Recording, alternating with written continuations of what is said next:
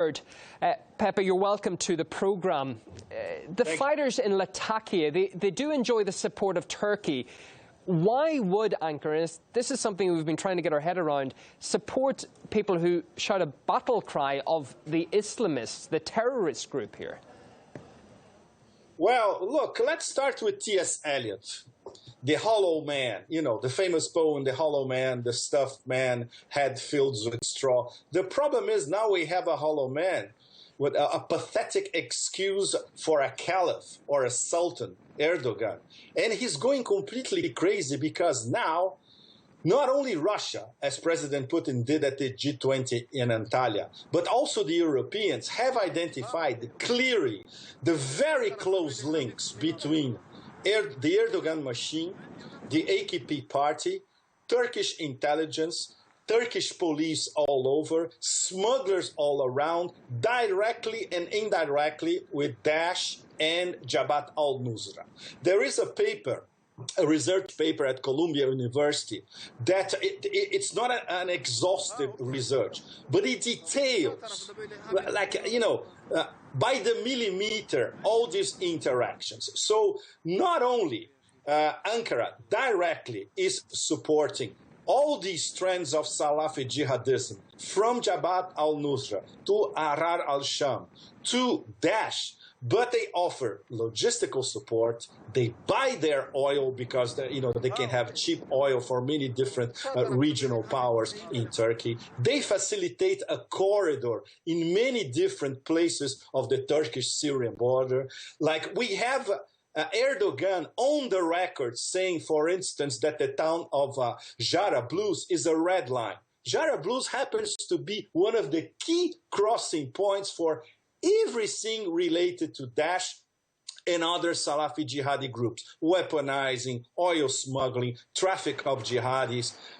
Abdelhamid Abaoud, who the alleged mastermind or ringleader of the Paris attacks, crossed back and forth at this particular place at least 4 times in 2015. You cannot do this if you're not protected by Turkish border police, Turkish intelligence, etc.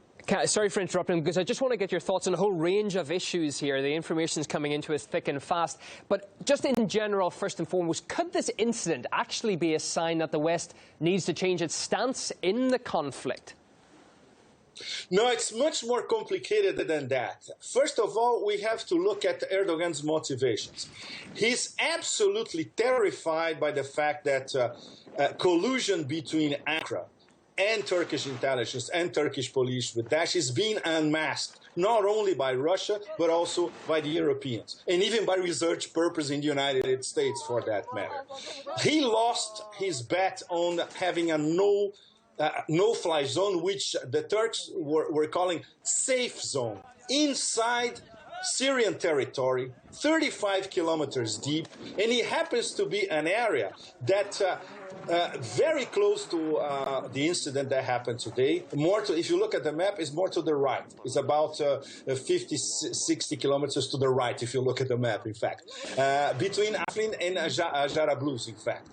This safe zone will be built as a no-fly zone, patrolled by NATO Turkish jets, and it would be like a sort of huge mini concentration camp for Syrian refugees inside Russian territory. And on top of it, Erdogan was bribing Angela Merkel for 3 billion euros to set up this mini concentration camp, which is completely crazy. And on top of it, he wanted his no-fly zone.